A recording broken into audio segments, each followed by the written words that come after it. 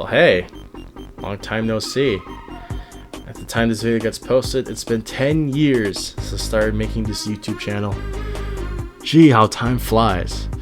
I remember creating it like it was yesterday, just playing around with old phones that I found in the storage room of my old apartment, which I was just about to move out of. And on a whim, I just decided to create my Gmail on one of these phones for some reason. On a ZTE Score for 2012, which was the phone that my parents used back in those days. 10 years, a couple Roblox gameplays, and several totally rare airings later, I would not only gain a pretty decent following online, but also manage to create friends and connections to viewers on YouTube, Google Hangouts, and later Discord, mainly in the VHS and schedule archiving communities. And I would even have the opportunity to collaborate with some of these people that I made friends with so long ago. I would like to thank all of you guys for sticking around and bearing with me this past decade. Your support truly means a lot. I've really wanted to do YouTube as just a hobby, but eventually wanted to go deeper into something like maybe editing and semi-big productions or something, or maybe even do some wacky artsy VHS stuff. I honestly don't know what to do just yet. I'm still in college, trying to figure out what my life's gonna be at this point, so I don't know. Who knows? It's been well over a month since I last posted on this channel, mainly due to the fact that I really have no idea what to really post on here other than just Disney Channel bumpers and occasionally some fake TV ideas that I come up with every now and then. I've been mainly focusing on real life stuff like college and spending time with friends and family, so that's really why I don't really post on here and on my second channel all that much. Don't worry though, I'm not going away, I'm not retiring or anything, because I still want to post on YouTube. I still got a bunch of commercial breaks and recordings that I still need to post on my second channel, which is something I keep on teasing but I never actually do for reasons I stated previously. Stuff happens, some things get in the way and I don't really have the time to do other things I've been really wanting to do. Speaking of stuff that I teased, I guess it's time to cut the crap and get going with the part that I've also been teasing for the past 3 years or so, but I never actually ended up doing. Until now. Alright, so since the summer of 2023, after years of dealing with various VHS effects and software, I started to learn how to put stuff onto a VHS tape, with those uploads using that method being around this time. I already had the materials needed for an authentic VHS look. I had the VCR, a capture card, something to play back videos to a VCR, and a whole bunch of tapes to record. I've had these for about 2 years at this point. Having got a Mitsubishi VCR at a thrift store back in 2021, and a capture card, a Dazzle DVC-100, shortly after. These I mainly got to digitize some tapes I found in my garage days prior, but eventually that summer was when I felt like experimenting with putting my own stuff on tape, mainly because I felt like it.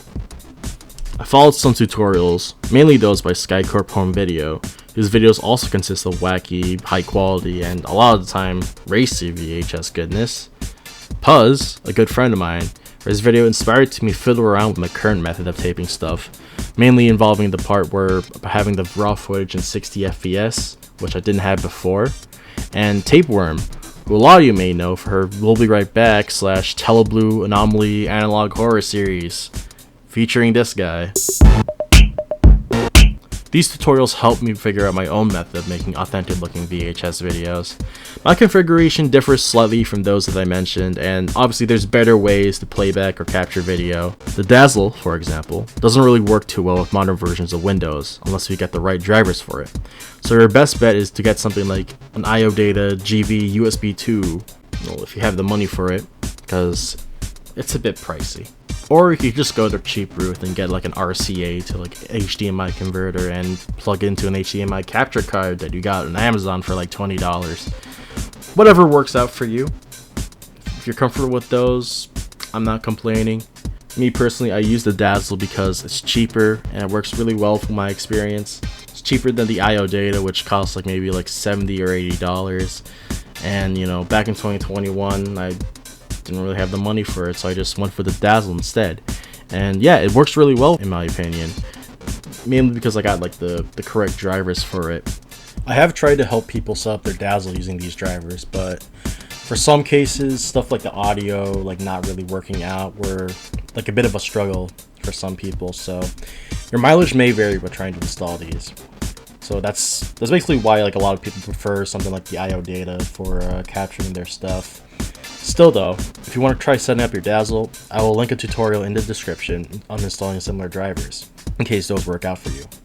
I do understand that my method for creating an authentic VHS effect will not work out for some people, whether it's for the reasons I already explained like a couple seconds ago, or if you don't really have the money for them yet, or if it's just like everything just seems like a bit too complicated.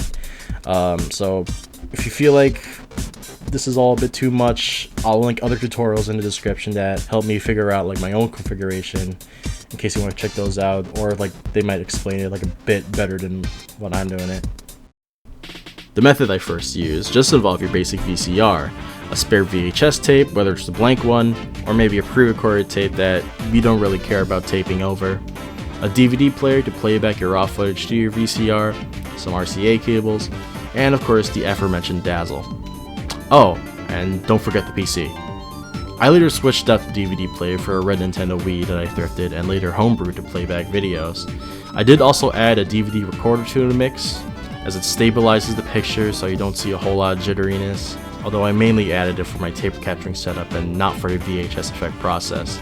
So if you don't have a DVD recorder as a pass-through, that is totally fine. The VCR I use now is also different. Instead of Mitsubishi, I use Panasonic's, as those tend to have pretty sharp picture quality, sharper than a Mitsubishi actually, although that's also mainly for the tape capturing setup and again not for the effect process. Any VCR that you have will work fine for this. If you do have a DVD recorder, you can also try dubbing your footage using that, although I haven't really tried out that method all that much, so I'm probably not going to go into too much detail on how to do that in this video. Now it's time to hook up everything. So you got to hook up your DVD player or other playback device onto the input jacks of your VCR, then hook up your VCR to your capture card via the output jacks. Insert your capture card onto your PC, open up your recording software, and test out if the video and audio are working fine.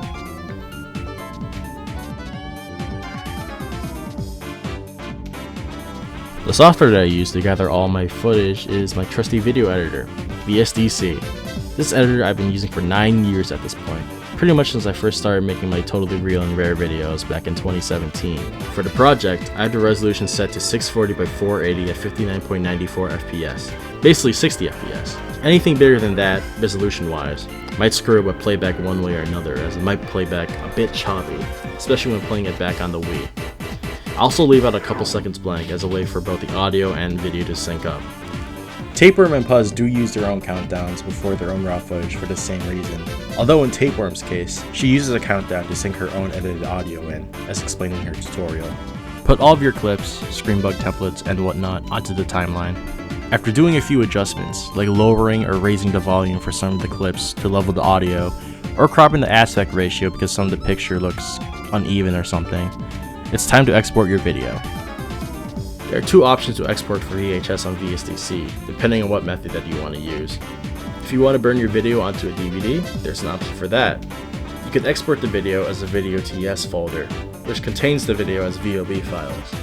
Or if you want to play back the video on your Wii, or another gaming system or playback device that plays videos, you can export the video as an AVI file with an MPEG codec. For the DVD method, which I used previously, I use CD Burner XP to burn the video TS folder onto your disc.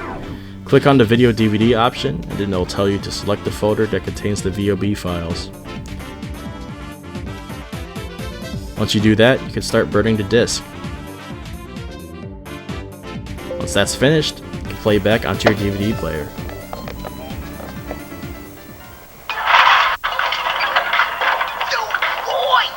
The main method that I use now involves using the Wii to play back videos.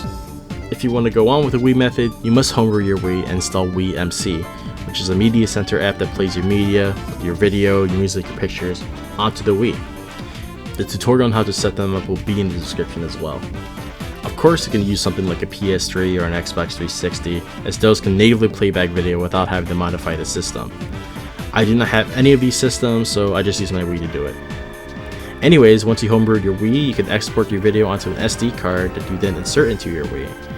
Like I said earlier, the video must be a 480p AVI file with an MPEG-4 codec, as that video configuration results in the smoothest playback. I also recommend that you make a folder containing all your videos that you put on the SD card. Boot up your Wii, Open up the homebrew channel, and once you're there, click on WeMC. Then, click on the film strip, which is the videos tab.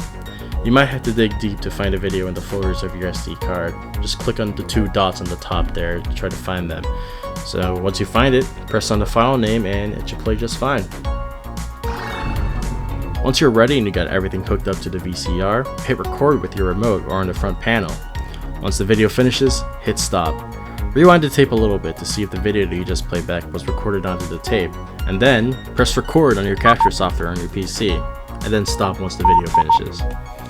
If your VCR is hi-fi, using a remote, you change the audio setting to have it only play the linear mono audio, which has that good old analog hiss that everyone seems to love so much.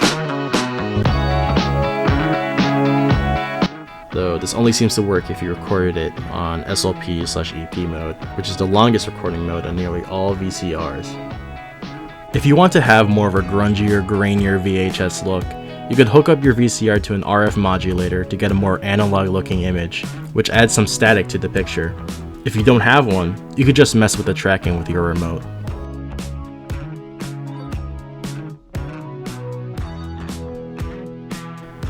I use Amreg TV to capture my footage, which seems like a pretty straightforward way to record your material, though you have to figure out some codec gizmos along the way too.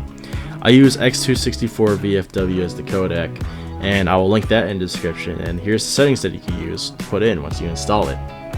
If that seems a little bit too complicated, you could use OBS to capture it, whatever makes you feel comfortable. A lot of people who do tape archiving might sneer at me for recommending such godforsaken methods for the beginner, but if you're still a bit iffy on stuff like Amreg or Dazzle or whatnot, or if you're just still a bit confused by the process, try starting out with these safer methods, I would say, and then if you're ready, you can upgrade your setup with one that's similar to what I have or what other people also have too, or if you just want to come up with your own method for a real VHS effect. Now that you got your video all ready to go, you may notice when playing your video that it seems a little flickery, to say the least. If you use Amreg, it saves the video as an interlaced 30 FPS file, which is why you see horizontal lines whenever there's movement in the video. To fix this issue, I use StackStrip, an application which enhances the video in various ways, including deinterlacing the footage. Not in an AI way, thankfully. This involves a bit of coding and other stuff behind the scenes of the app that lead to your improved video. For the AVS filters, the ones shown on the screen are what you have to apply, but the most important ones are QTGMC, which is the deinterlacing filter, and bicubic resize, which, as the name suggests, essentially upscales the video. For QTGMC, there are different modes for this, such as slow, medium, and fast, which speed up or slow down the deinterlacing process. It's pretty much obvious what it does, really. Each mode does tend to have slightly different results in what the finished project would look like, such as color bleeding when using one mode, from what I've heard. Though this might not be too much of an issue if you're just using your VCR for the authentic effect. For upscaling your footage, if you want to keep the video 60 FPS, try upscaling your video to a resolution that is 720p or higher, as YouTube only supports 60 FPS on videos as low as that resolution. Oh, and I forgot one other filter. Add prefetch to your filters list, as it helps accelerate processing. Put the number of threads that you have based on the number of cores on your CPU. Once StackStrip finishes deinterlacing your video, go back to VSDC, open up a new project, and then change the resolution of the canvas based on how large the video is. If you have it upscaled, or if you want to keep the frame rate as smooth as it is, I recommend having the project at 720p or higher. Once the new project is set up, drag and drop the video and then make some last minute adjustments, such as trimming off unnecessary parts of the video, fixing the cropping, or adjusting the volume, as Amreg does output the video at pretty low sound. Once you're done with fixing up your video, export your file either as an MP4, an MOV, AVI, or something silly like an FLV file. Play back the video one more time on your media player to see if the video plays perfectly. If it's all good to go, it's time to post to YouTube or social media.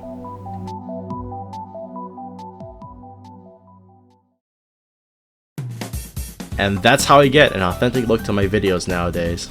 It's a pretty hefty process at first, but once you get the hang of it, you're set to make anything look old and retro in a very realistic sort of way, because you're actually using the tape to get the effect itself.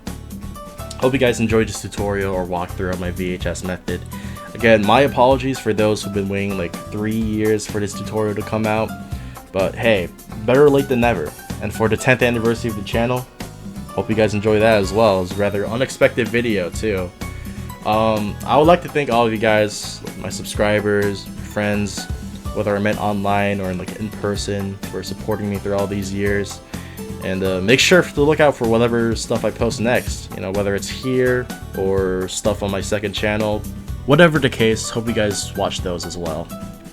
As some of you who probably paid attention over the course of this channel, yeah, I've been through a lot over the course of me running this ship, but I still do, honestly. But hey, I'm still here, you guys are still here, let's fucking rock, alright? Your support truly means a lot, and I will forever cherish it. Love you guys. Thank you. All of the videos and materials mentioned will be linked in the description, though as a shortened link that you might have to copy and paste, since YouTube still hasn't given me the ability to put external links to the description back.